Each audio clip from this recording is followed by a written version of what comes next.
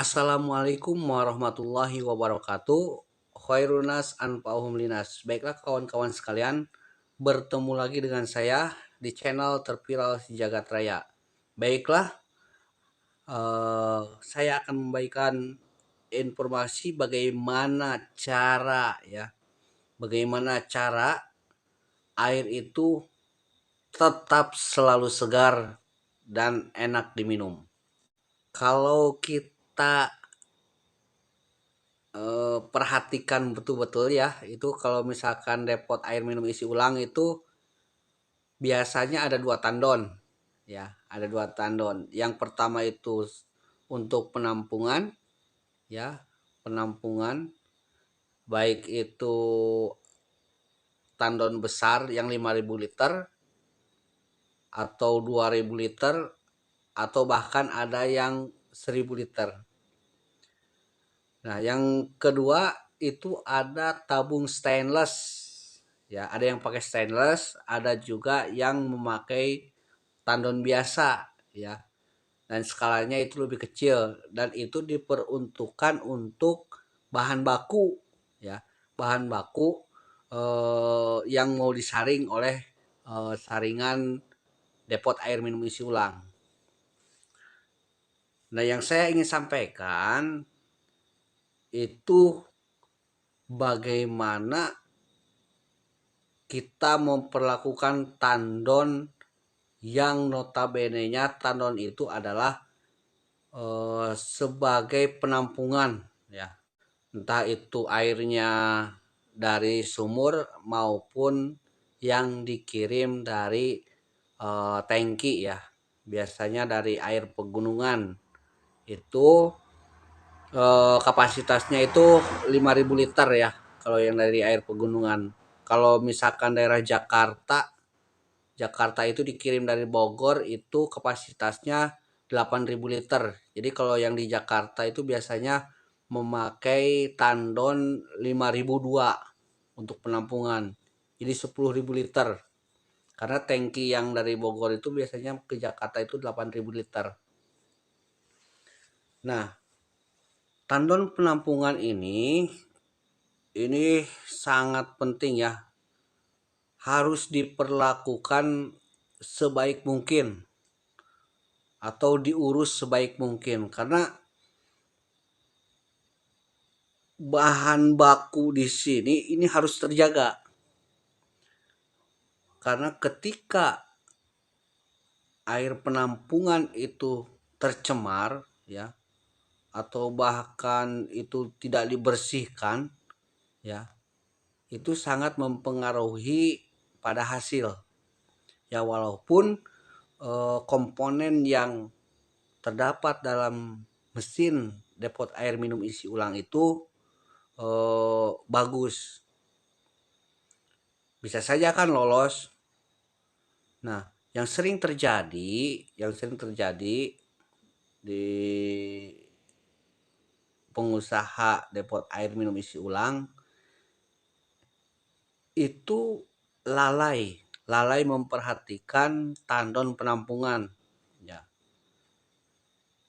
Tandon penampungan ini minimal harus dibersihkan 1 bulan sekali ya.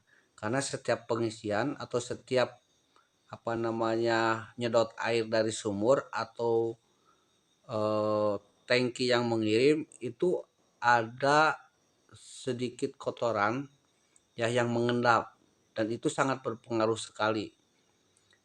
Ada yang bau lumpur, ada juga yang bau amis ya. Bisa saja kan tutut atau eh, lain sebagainya masuk ketika pas pengisian, apalagi yang dari tangki. Terus juga nah itu bau lumpur dan amis biasanya yang paling dominan. Karena itu tadi kalau misalkan airnya dari sumur itu biasanya bau tanah, lumpur. Dan biasanya kalau misalkan air dari tangki itu biasanya kalau lalai mengurus tandon penampungan itu biasanya bau amis karena biasanya ada hewan atau tutut dan lain sebagainya itu yang masuk, entah itu terbawa dari tangki ataupun memang eh, dari pengaruh yang lain. Nah, untuk memperhatikan tandon ini, kakak harus membersihkan 1 bulan sekali, ya wajib, ya. Jangan sampai lebih dari itu, karena kalau lebih dari itu biasanya endapan yang ada di tandon itu semakin banyak, dan itu sangat bahaya karena baunya sangat menyengat sekali, ya. Jadi rajin-rajin membersihkan tandon penampungan, dan itu dicuci harus memakai sabun ya. Ketika pas pencucian itu sebulan sekali dicuci, itu harus pakai sabun, dan sabunnya itu jangan terlalu banyak, ya. Cukup pakai sabun pencuci piring aja. Jadi dicuci 1 kali bersih, dan untuk bau sabun itu disiram juga udah hilang gitu, ya. Nanti untuk mengeluarkannya itu kakak bisa menggunakan sanyo, atau jadi disiram, ya, nanti disedot. Bisa pakai sanyo yang pakai sanyo kecil yang akuarium, atau bahkan ada juga sanyo yang memang khusus yang direndam, ya. Itu bisa, atau manual juga bisa. Jadi kakak ambil sedikit-sedikit pakai gayung ke ember, dan terakhir itu dilap pakai kanebo, sehingga sisa bau pembersih pembersih pencuci piring itu hilang, ya. Karena itu baunya, satu, tidak menyengat, dua, itu mudah hilang.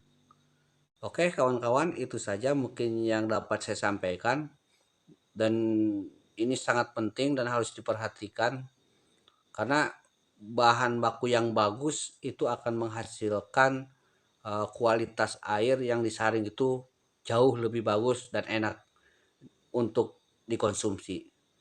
Terima kasih, mohon maaf jika ada kesalahan. Wassalamualaikum warahmatullahi wabarakatuh.